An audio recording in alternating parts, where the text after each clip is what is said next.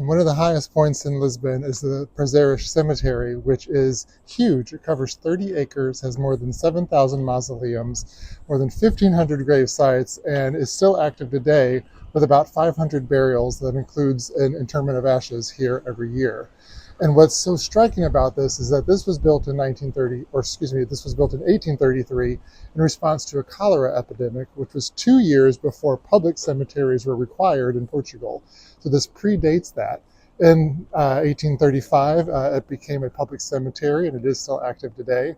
And you have a mix of common people just going about their lives here in Lisbon, and you also have dukes and marquis and these people of noble blood who are all buried side by side. And it's a mix of architecture, styles of burials. And what I find most interesting is that all of these tombs are family tombs. So if I were to be buried here as part of a family, I would not necessarily have my name on the tomb.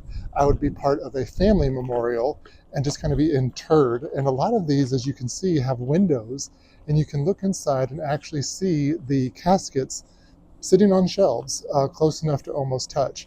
And again, a lot of these are still active, and the dates that you see on the mausoleum are related to the first burial here, not necessarily the most recent. We're going to go up and visit the chapel here soon. And in the chapel, there is actually an autopsy room that predates the morgue of Lisbon, which didn't even get built until 1899. So there's a ton of history here. And again, with 30 acres to cover, there's a whole lot to see, and every visit is different.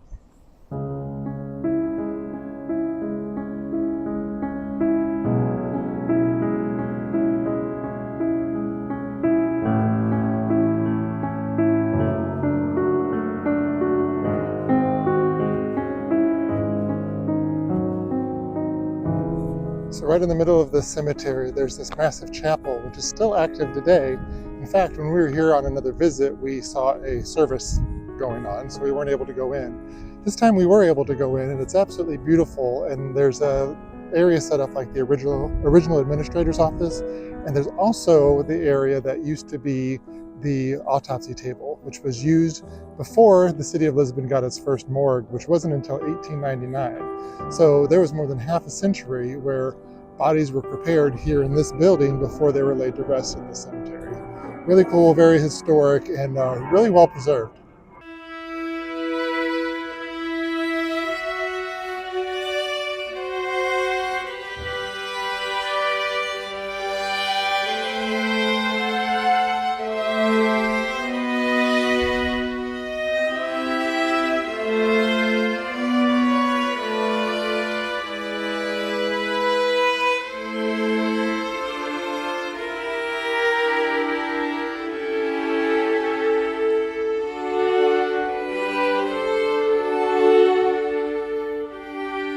Immediately upon entering the Prazeres Cemetery, you'll see the chapel in front of you, and then on the left you'll see this massive monument, which belongs to the family of Carvalho Antero. And I put this together after we visited Sintra, and we toured the Quinta da Reguleira, which is this massive palace out there with the initiation well. So this was the architect that designed that amazing palace in the Sintra Mountains, and his final resting place for him and his family is right here in one of the most popular cemeteries in the city of Lisbon. It's absolutely stunning and among the biggest that we've seen.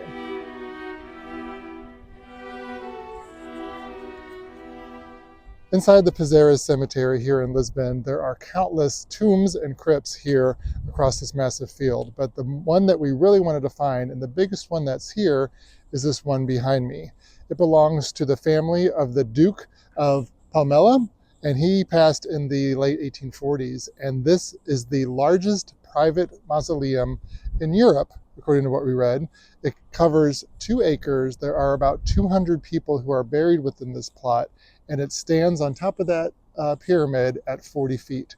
It is definitely easy to find when you walk into the cemetery, and the graves along the sides go all the way up to the 1980s. So I don't know if it's still active, but it was a very powerful family. And we were able to look inside, and it looks like a chapel with a couple of benches. Also had some candles that have obviously been lit, but unfortunately we weren't able to get inside. If you want to find this tomb, when you come into the cemetery, make an immediate right, and you'll walk all the way down towards a statue where you'll see a bearded man standing on top of a pedestal. Walk down to that and make a left, and you will immediately see the back of this pyramid.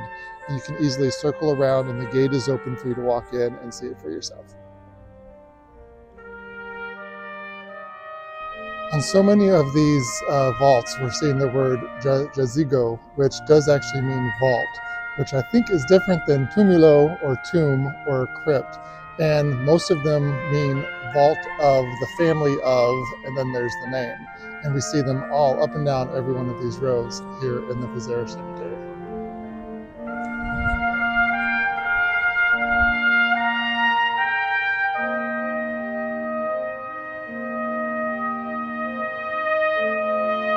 There's a section in the cemetery dedicated to the bomberos, or the firefighters of Lisbon, and there are dozens and dozens of graves right here along the edge of the cemetery, with an impressive overlook of not only the city of Lisbon, but the April 26th bridge, as well as the Tagus River.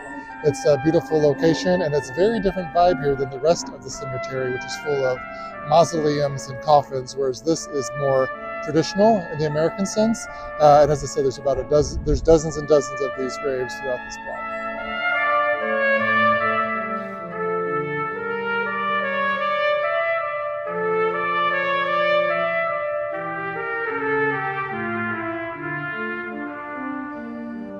Hello, it is Besta and Steve, and we just spent an hour or so walking through the historic cemetery here in Lisbon that has been here since 1833. What was your take?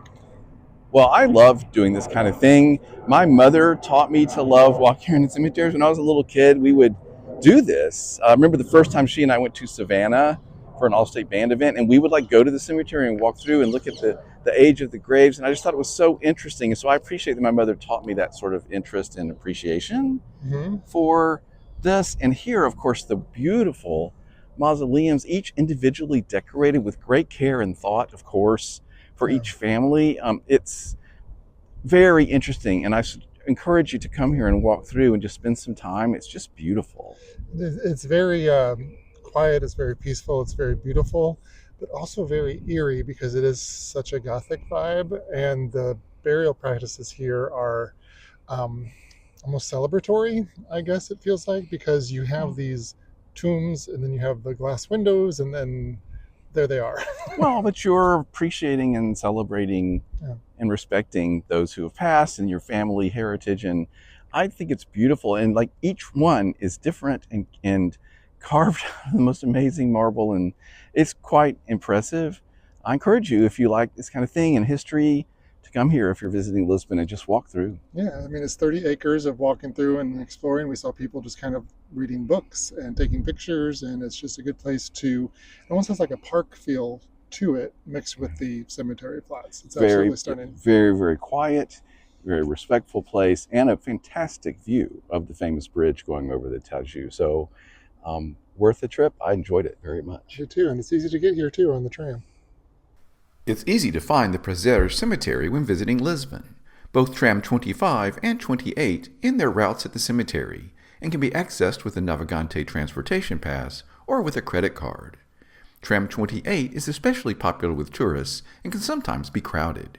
You can ride the entire route of Tram 28 by boarding the tram at Martim Moniz, though lines often form here. This scenic route takes you through Alfama and the city. It's also possible to catch either tram at their respective stops throughout the city, just to make sure the tram is going in the right direction and has Prazeres showing on the front. The cemetery is open from 9 a.m. until 5 or 6 p.m. There are restrooms at the main entrance, so you can relax and enjoy this quiet break from the hustle and bustle of the city. After your visit, either tram will take you back to the city center, or any interesting point along their route.